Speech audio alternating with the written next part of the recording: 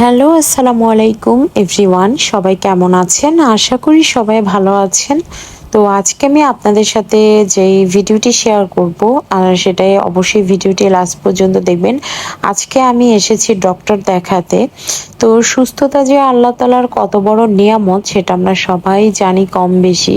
যে সুস্থ থাকলে জীবনটা অনেক সুন্দর, আর অসুস্থ থাকলে আসলে কোনো কিছুই ভালো লাগে না। তো বেশ অনেকদিন পর্যন্তই আসলে আমার মাথা ব্যথা, প্রচন্ড মাথা ব্যথাতে ভুগছিলাম। আর আমার তাছাড়া অনেক যেটা প্রবলেম হয় যে নাকে আসলে শ্বাস করতে পারি না, যেটা ড্রপের মাধ্যমে আমার নাকটা দিয়ে শ্বাস করতে হয়। তো এখানে আসলে আপনাদের ভাইয়া গিয়েছিল পার্কিং এ। তো ল্যাবএইডে চড়ে এসেছিলাম। যেহেতু আমাদের বাসা থেকে ল্যাবএইডটা আসলে কাছে, এটা হচ্ছে মালিবাগে। তো আমরা এখানেই এসেছি। আরো একটা কারণ হচ্ছে আপনাদের ভাইয়ারই ফ্রেন্ড হচ্ছে ডক্টর, যিনি নাক কান গলার বিশেষজ্ঞ। তো ওই যে ডক্টর মোহাম্মদ মনিরুজ্জামান, তো উনি ভাইয়া খুবই ভালো একজন ডাক্তার। তো উনি আসলে এই ল্যাবএইডে নতুন জয়েন করেছে, এর আগে আরেক জায়গায় ছিল। তো আমার আসলে এত পরিমাণে প্রবলেম ছিল, তো আপনার ভাইয়া নিয়ে আসলো তার ফ্রেন্ডের কাছে। তো আমরা আর কি ডক্টর দেখিয়ে আমরা আসলে ওয়েট করতেছিলাম। আমাদের একটা আসলে টেস্ট করতে দিয়েছিল। তো টেস্টটা করানোর কারণে আসলে রিপোর্টটা পাওয়ার কারণে বসেছিলাম আর খুবই বোরিং হচ্ছিলাম। তো আয়ান খুবই দৌড়াচ্ছিল আর আমি সাথে ভিডিও করেছিলাম। তো এরপরে হচ্ছে আমাদের রিপোর্ট তৈরি করার পরে আবার ভাইয়াকে দেখাতে গেলাম।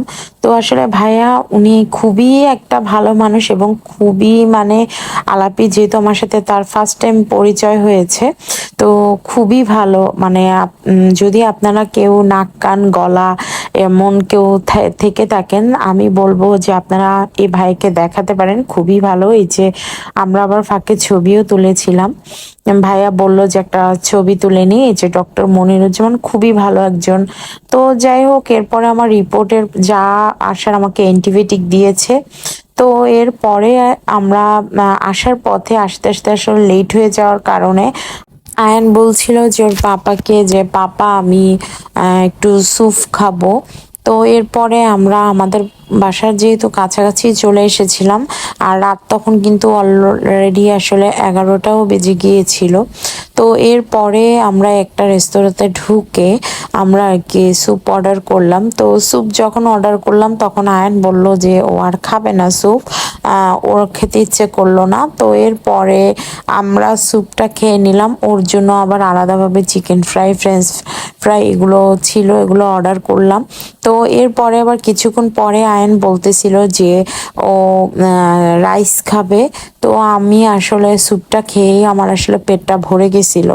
তো স্যুপটা খাওয়ার পরে আসলে মানে এরপরে যে আসলে খাবো এমন কোনো অবস্থা ছিল না। আমি সাথে চিকেন ফ্রাইও খেয়েছিলাম। যেহেতু আয়ান একা একা খেতে পারবে না, তাই ওর কাছ থেকে চিকেন ফ্রাই খেয়েছিলাম।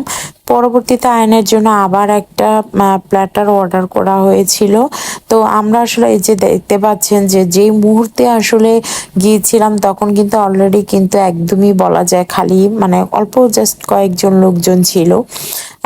তো এই যে একটা বিষয় নিয়ে আসলে হাসাহাসি করছিলাম আমরা।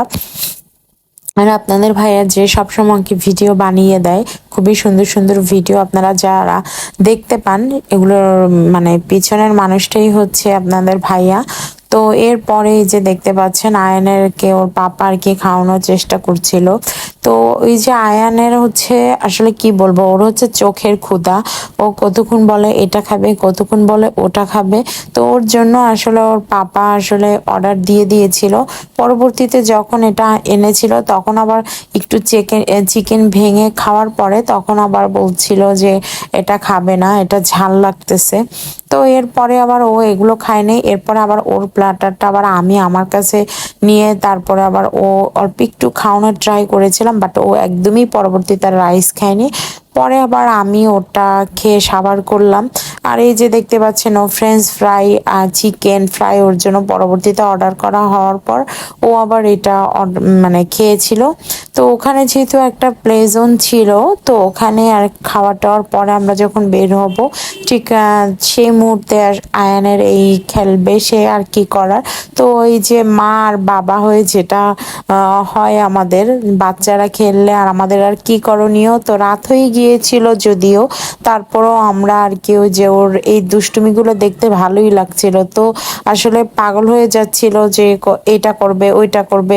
তো আমি বারবার আসলে তাড়া দিচ্ছিলাম মায়েরকে যে আয়ান তাড়াতাড়ি খেলে তারপর দেন হচ্ছে আমরা আবার রওনা দিব, রাত হয়ে গিয়েছে। তো এরপরে জাস্ট 5-10 মিনিটের মতো ওকে একটু খেলার জন্য টাইম দিলাম, ও খেলে দেন আমি একটু সাথে ভিডিও করে নিলাম আপনাদের সাথে শেয়ার করব দেখে। তো এরপরে হচ্ছে কি আমরা বাসায়ও চলে গেলাম।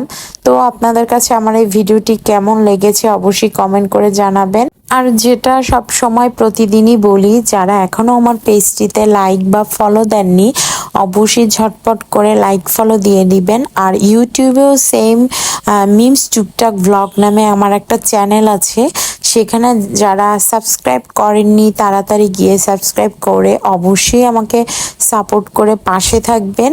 কারণ আপনাদের জন্যই আসলে আমার এই ভিডিও বানানো, কারণ শখের বসে আসলে ভিডিওটা ঠিকই শুরু করেছিলাম, বাট আপনাদের এত এত সাপোর্ট আপনাদের ভালোবাসা পেয়ে আসলে আমি প্রতিদিনই এখন চেষ্টা করি আমাদের ডেইলি যে ভ্লগগুলো আমরা কি করি আমাদের অ্যাক্টিভিটিসগুলো প্রত্যেকটা জিনিসই আপনাদের সাথে তুলে ধরার।